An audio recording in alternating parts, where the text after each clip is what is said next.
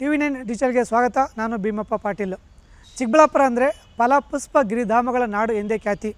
ಇನ್ನು ಚಿಕ್ಕಬಳ್ಳಾಪುರ ಜಿಲ್ಲೆಯ ರೈತರು ಇಲ್ಲಿ ಹೂವು, ಹಣ್ಣು, ತರಕಾರಿ ಅಷ್ಟೇ ಅಲ್ಲದೆ ಹೈನೋದ್ಯಮದಲ್ಲಿ ಖ್ಯಾತಿ, ಜೊತೆಗೆ ಸಿಲ್ಕ್ ಮಿಲ್ಕು ಸಹ ಒಂದು ಖ್ಯಾತಿ. ಇಲ್ಲಿಯ ರೈತರು ಮಳೆ ಬರಲಿ ಬರದೇ ಇರಲಿ, ಬರ ಬರಲಿ ಬರದೇ ಇರಲಿ, ತಮ್ಮ ಪಾಡಿಗೆ ತಾವು ಇಸ್ರೇಲ್ ಮಾದರಿಯಲ್ಲಿ ಕೃಷಿ ಮತ್ತು ತೋಟಗಾರಿಕೆಯನ್ನು ಮಾಡಿ ಇಡೀ ದೇಶಕ್ಕೆ ಮಾದರಿಯಾಗಿರುವಂಥ ರೈತರು. ಆದರೆ ಈ ಬಾರಿ ಚಿಕ್ಕಬಳ್ಳಾಪುರ ಜಿಲ್ಲೆಯಲ್ಲಿ ಮಳೆ ಕಾರಣದ ಹಿನ್ನೆಲೆಯಲ್ಲಿ ಬಹುತೇಕ ರೈತರು ಬಿತ್ತನೆಗಳನ್ನೇ ಮಾಡಿಲ್ಲ. ಅದರಲ್ಲೂ ವಿಶೇಷವಾಗಿ ಚಿಕ್ಕಬಳ್ಳಾಪುರ ಜಿಲ್ಲೆಯಾದ್ಯಂತ ಈಗ ಗೌರಿಬಿದನೂರು, ಚಿಕ್ಕಬಳ್ಳಾಪುರ, ಮಂಚೇನಹಳ್ಳಿ, ಗುಡಿಬಂಡೆ, ಬಾಗೇಪಲ್ಲಿ, ಚೋಳೂರು ಸೇರಿದಂತೆ ಏನು ತಾಲೂಕುಗಳು, ಈ ತಾಲೂಕುಗಳಲ್ಲಿ 1,26,000 ಹೆಕ್ಟರ್ ಭೂಮಿಯಲ್ಲಿ ವಿವಿಧ ರೀತಿಯ ಒಂದು ಕೃಷಿ ಮತ್ತು ತೋಟಗಾರಿಕೆ ಬೆಳೆಗಳನ್ನು ಬೆಳೆಯಬೇಕಿತ್ತು. ಅದರಲ್ಲಿ ವಿಶೇಷವಾಗಿ ರಾಗಿ ಇರ್ಬೋದು, ನೆಲಗಡಲೆ ಇರ್ಬೋದು, ಮುಸ್ಕಿನ ಜೋಳ ಸೇರಿದಂತೆ ವಿವಿಧ ಒಂದು ಕೃಷಿ ಬೆಳೆಗಳನ್ನು ಬೆಳೆಯಬೇಕಿತ್ತು. ಆದರೆ ಬಿತ್ತನೆ ಆಗಿದ್ದು ಎಷ್ಟು ಗೊತ್ತಾ? ಕೇವಲ 5,600 ಹೆಕ್ಟರ್ ಪ್ರದೇಶದಲ್ಲಿ ಮಾತ್ರ ಇವತ್ತು ಬಿತ್ತನೆ ಮಾಡಿದ್ದಾರೆ. ಆ ಬಿತ್ತನೆ ಮಾಡಿದಂಥ ಬೆಳೆಗಳು ಸಹ ಒಂದು ಮಳೆ ಇಲ್ಲದೆ, ಒಂದು ತೇವಾಂಶ ಇಲ್ಲದೆ ಬಹುತೇಕ ಎಲ್ಲ ಒಣಗೋಗಿದೆ.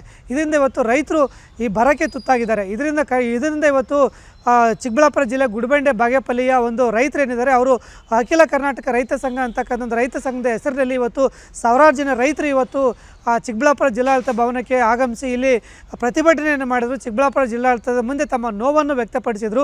ಯಾಕೆ ಅಂತಂದರೆ ಇವತ್ತು ಅತಿಯಾದ ಒಂದು ಬರಗಾಲ ಹಿನ್ನೆಲೆಯಲ್ಲಿ ಇವತ್ತು ಹಳ್ಳಿಗಳಲ್ಲಿ ಕುಡಿಯುವ ನೀರು ಇರ್ಬೋದು, ಮತ್ತು ಜಾನುವಾರುಗಳಿಗೆ ಮೇವಿನ ಕೊರತೆ ಇರ್ಬೋದು, ಮತ್ತು ಏನು ಬಿತ್ತನೆ ಮಾಡಿದ್ರು ಈ ರಾಗಿ, ನೆಲಗಡಲೆ ಮತ್ತು ಮುಸ್ಕಿನ ಜೋಳ ಸೇರಿದಂತೆ ವಿವಿಧ ಬೆಳೆಗಳು ಸಹ ಒಣಗೋಗಿದೆ. ಹಾಗಾಗಿ ಕೇಂದ್ರ ಸರ್ಕಾರ ಮತ್ತು ರಾಜ್ಯ ಸರ್ಕಾರ ತಕ್ಷಣ ಒಂದು ಚಿಕ್ಕಬಳ್ಳಾಪುರ ಜಿಲ್ಲೆಯನ್ನು ಬರಪೀಡಿತ ಜಿಲ್ಲೆ ಅಂತ ಘೋಷಣೆ ಮಾಡಬೇಕು ಮತ್ತು ಬರ ಕಾಮಗಾರಿಗಳನ್ನು ಕೈಗೊಳ್ಳಬೇಕು ಅಂಥೇಳಿ ಒಂದು ಒತ್ತಾಯ ಮಾಡಿದರು. ಮತ್ತು ಏನೊಂದು ರಾಮ್ಜಿ ಯೋಜನೆ ಇದೆ, ಅದನ್ನು ಸಹ ಒಂದು ತಕ್ಷಣ ಕಾಮಗಾರಿಗಳನ್ನು ಕೈಗೊಳ್ಳಬೇಕು ಅಂತೇಳಿ ರೈತರು ಒತ್ತಾಯ ಮಾಡಿದರು. ಮತ್ತು ತಮ್ಮ ನೋವನ್ನು ಸಹ ಇವತ್ತು ಚಿಕ್ಕಬಳ್ಳಾಪುರ ಒಂದು ಜಿಲ್ಲಾಡಳಿತದ ಮುಂದೆ ವ್ಯಕ್ತಪಡಿಸಿದರು.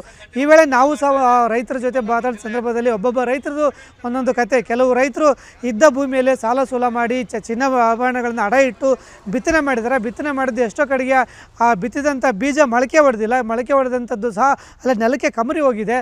ಹಾಗಾಗಿ ಇವತ್ತು ರಾಜ್ಯ ಸರ್ಕಾರ ಮತ್ತು ಕೇಂದ್ರ ಸರ್ಕಾರ ತಕ್ಷಣ ಬರ ಪರಿಹಾರ ಕೈಗೊಳ್ಳಬೇಕು ಮತ್ತು ಎಕರೆಗೆ 40,000 ರಿಂದ 50,000 ರೂಪಾಯಿ ಹಣವನ್ನು ಬಿಡುಗಡೆ ಮಾಡಬೇಕು. ಮತ್ತು ಮತ್ತೊಂದು ಕಡೆ ಏನು ಪೆಟ್ರೋಲ್ ಡೀಸೆಲ್ಗಳ ಬೆಲೆ ಹೆಚ್ಚಲಾಗಿದೆ, ಅದರಿಂದ ಸಹ ಒಂದು ರೈತರ ಮೇಲೆ ಪ್ರತಿಕೂಲ ವಾತಾವರಣ ಉಂಟಾಗಿದೆ. ಅದನ್ನೂ ಸಹ ಒಂದು ಬೆಲೆ ಕಡಿಮೆ ಮಾಡಬೇಕು ಅಂತ ಹೇಳಿದರು.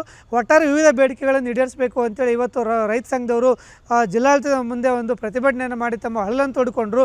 ಮತ್ತು ಜಾನುವಾರುಗಳಿಗೆ ತಕ್ಷಣ ಒಂದು ಜಿಲ್ಲೆಯಾದ್ಯಂತ ಒಂದು ಗೋಶಾಲೆಗಳನ್ನು ತೆರಬೇಕು ಮತ್ತು ಜಾನುವಾರುಗಳಿಗೆ ಕುಡಿಯೋದಕ್ಕೆ ನೀರು ಇರ್ಬೋದು, ಮತ್ತು ತಿನ್ನೋದಕ್ಕೆ ಮೇವು ಮತ್ತು ಹಸಿರು ಮೇವನ್ನು ಒದಗಿಸಬೇಕು. ಯಾಕೆಂದರೆ ಮತ್ತೊಂದು ಕಡೆ ಬಹುತೇಕ ರೈತರಿಂದ ಅವರು ಹೈನೋದ್ಯಮದ ಮೂಲಕವೇ ಇವತ್ತು ಜೀವನವನ್ನು ಕಟ್ಟಿಕೊಂಡಿದ್ದಾರೆ. ಈ ಮಳೆ ಇಲ್ಲದ ಕಾರಣ ಕುಡಿಯೋಕ್ಕೆ ನೀರು ತೊಂದರೆ ಆಗಿದೆ, ಹುಲ್ಲಿಲ್ಲ ಮತ್ತು ಗೋಶಾಲೆ ಇಲ್ಲ. ಹಾಗಾಗಿ ಇದ್ದಂಥ ಹಸುಗಳನ್ನು ಮಾರುವಂಥ ಪರಿಸ್ಥಿತಿ ಬಂದಿದೆ.